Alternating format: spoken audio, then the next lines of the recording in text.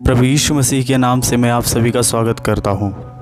आज मैं जिस विषय में आप सभी से बातें करने वाला हूं उस विषय का नाम है यीशु के पीछे अपना क्रूस उठाकर चलना। यीशु मसीह के पीछे अपना क्रूस उठाकर चलने का अर्थ क्या है। हम आते हैं लूका उसका 14 अध्याय उसका 25 से हम पढ़ते हैं। जब हम वहाँ पर पढ़ते तो हमें यह मिलता है कि जब बड़ी भीड़ उसके साथ जा रही थी तो उसने पीछे मुड़कर उनसे कहा, यदि कोई मेरे पास आए और अपने पिता और माता और अपनी पत्नी और बच्चों और भाइयों और बहनों वरन अपने प्राण को भी अप्रिय न जाने तो वह मेरा चेला नहीं हो सकता। हम में से बहुत सारे मसीह भाई और बहन लोग हैं जो मसीह में आने के बाद परमेश्वर के पीछे चलते तो हैं और बहुत आनंदित रहते हैं, परंतु वे पूरी रीति से परमेश्वर के पीछे नहीं चलते। उनके लिए उनका परिवार महत्वपूर्ण है।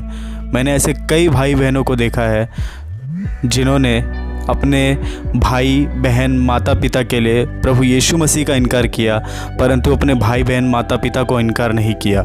हम देखते हैं कि यीशु मसीह के पीछे उनके जब 12 चेले चलने लगे तो उन्होंने अपना सब कुछ त्याग दिया था और परमेश्वर के पीछे हो लिए थे।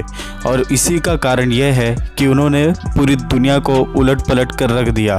परमेश्वर जब यह बात कहते हैं कि यीशु मसीह के पीछे हमें चलना है तो इसका मतलब यह है कि हमें पूरी रीति से चलना है, क्योंकि हम व्यवस्था विवरण उसके 6 अध्याय के 4 वचन में पढ़ते हैं कि तू अपने सारे मन, अपने सारे बुद्धि, अपने सारे प्राण और अपनी सारी शक्ति के साथ, सारी शक्ति। और ये जो सारी बातें हैं इसका मतलब यह है कि हमें सब कुछ छोड़कर केवल परमेश्वर के पीछे उनका क्रूस उठाकर चलना है। हम आगे जब लूका के 14वें अध्याय के 27वें वचन में हम पढ़ते हैं तो वहाँ पर यह लिखा हुआ है कि और जो कोई अपना क्रूस न उठाए और मेरे पीछे ना आए वह मेरा चेला नहीं हो सकता। क्रूस उठाने का मतलब यह है कि अपने मृत्यु तक को ना देखना। बहुत सारे हम देखते हैं कि शुरुआती क्रिश्चियनों में हम देखते हैं कि उस समय में राजा लोगों का राज होता था, और जब राजा लोग देखते थे कि उनके राज्य में कोई अलग मत वाला पैदा हो रहा है, कोई अलग विचारधारा वाला पैदा हो रहा है, तो उन लोगों को डर लगता था कि उनका राज्य कहीं नष्ट ना हो जाए, इसलिए वो उन लोगों को ख़त्म कर दिया करते थे। हम देखते हैं कि जब क्रिश्चियनिटी बढ़ने लगा तो रोमियो ने क्रिश्चियनों को सताया, और हमें ऐसा बहुत सारा एग्जाम्पल मिलता है कि क्रिश्चियन लोग उनके हाथों से मारे गए। पर हम देखते हैं कि बहुत सारे क्रिश्चियन लोगों ने अपने प्राणों की भी सुधि न लेते हुए परमेश्वर के पीछे चला, और मैं आपको पूरे गारंटी के साथ कह सकता हूँ कि आज वह स्वर्ग के राज्य में होंगे और प्रभु उनके साथ होंगे। और हम यहाँ पर फिर देखते हैं लूका के 14वें अध्याय उसके 28वें वचन में यह लिखा हुआ है, तुम में से कौन है जो गढ़ बनाना चाहता हो और पहले बैठकर खर्च न जोड़े कि पूरा करने की सामर्थ्य मेरे पास है कि नहीं। हाँ, हम जब किसी भी चीज़ का प्लान बनाते हैं, जैसा हम कहीं बाहर जाने का प्लान बनाते तो हम देखते हैं कि हमारे पास उतना खर्चा है कि नहीं, हमारे पास ज़रूरत की सारे सामान है कि नहीं, हम किस मोड से हम जाएंगे और कहाँ से हम जाएंगे, किस जगह पर हम जाएंगे, ये सब का हम प्लान बनाते हैं। वैसे ही परमेश्वर यहाँ पर कहते हैं कि जब हम युद्ध, यानी कि जो मसीही जीवन का युद्ध है, जो आत्मिक युद्ध है, उस युद्ध के लिए जब हम जाते हैं तो यदि हम उस युद्ध के लिए हम पहले से प्लान ना बनाए तो हम उस प्लान के लिए फ़ेल हो सकते हैं। और वो प्लान में यह शामिल है कि हमें अपने सब चीज़ का त्याग करना होगा और मसीह के पीछे चलना होगा। और मैं आपसे कहता हूँ कि मसीह के पीछे चलने का सत्य अर्थ यही है कि हम अपने सब चीज़ों का इनकार करें। हम आगे वचन में देखते हैं 29वें वचन में यह लिखा हुआ है, कहीं ऐसा न हो कि जब वह नींव डाले पर तैयार न कर सके तो सब देखने वाले यह कहकर उसे ठट्ठों में उड़ाने लगे, यह मनुष्य बनाने तो लगा पर तैयार न कर सका। कितने मसीही लोग आज ऐसे हैं जो मसीहियत में चलते हैं और उनके ऊपर तकलीफ़ पड़ता है, और जब वो देखते हैं कि उन्होंने अपने परिवार को खो दिया और बहुत सारा तकलीफ़ उनके ऊपर आने लगता है, तो वो मसीह के पीछे चलने के लिए हिचकिचाने लगते हैं। और कई लोग तो ऐसे हैं जो मसीह के पीछे चलना छोड़ देते हैं, जिसके वजह से अन्य जाति लोग उन्हें देखते हैं और उनका मजाक उड़ाते हैं, उनका ठट्टा उड़ाते हैं, और मसीह के प्रति उनके मन में एक गलत प्रभाव पड़ता है।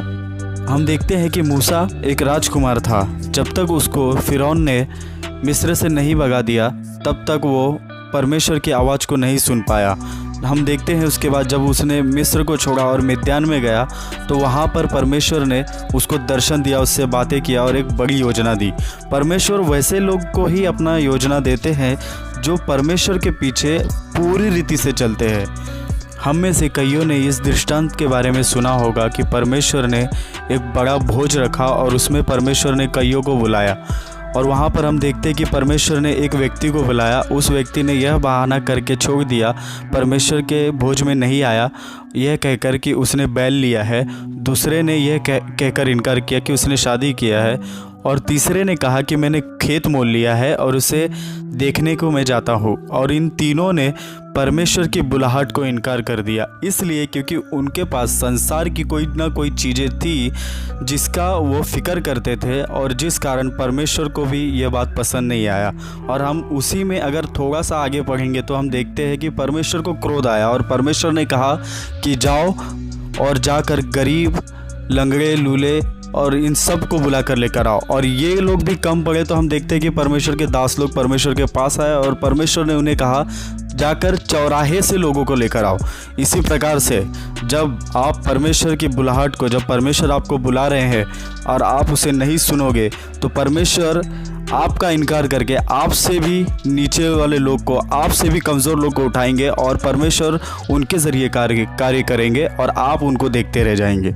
हम में से कई लोग हैं जो संसार में अपने मसीही विश्वास को छुपाए रखते हैं। हम अपने मसीही विश्वास को संसार को बताना नहीं चाहते, क्योंकि हम सोचते हैं कि अगर हम इन्हें बताएंगे तो ये लोग हमसे बैर करने लगेंगे। लेकिन क्या आप इस वचन को जानते हैं जो मत्ती 10 उसका 32 में लिखा हुआ है? यहाँ पर इस प्रकार लिखा हुआ है, जो कोई मनुष्य के सामने मुझे मान लेगा, उसे मैं भी अपने स्वर्गीय पिता के सामने मान लूँगा, पर जो कोई मनुष्य के सामने मेरा इनकार करेगा, उसे मैं भी अपने स्वर्गीय पिता के सामने इनकार करूँगा। आप जब लोगों को देखकर मसीह का इनकार करोगे तो परमेश्वर भी आपका इनकार करेंगे। यही अर्थ है इसका कि मसीह के पीछे क्रूस लेकर हमें चलना है। आपने ये वचन तो ज़रूर पढ़ा होगा कि जो हल पर हाथ रखकर पीछे मुड़ता है वह मेरे योग्य नहीं। इस वचन में हमें यह सीखने को मिलता है कि जब हम मसीही जीवन में बढ़ते हैं तो चाहे कितनी भी कठिनाइयाँ आए, हमें पीछे मुड़कर नहीं देखना। एक बार हम परमेश्वर में चलने लगे तो मतलब हमें अपना रेस, अपने दौड़ को जो पौलुस ने पूरा किया था, हमें पूरा करना ही है। और जो व्यक्ति हल पर हाथ रख के बार बार पीछे देखता है, यानी कि अपने तकलीफ़ों में रहकर इजराइलियों के समान बार बार कुड़कुड़ाता है, वो व्यक्ति से परमेश्वर नाराज़ हो जाते हैं। इन वचनों के द्वारा प्रभु आप सभी को आशीषित करे।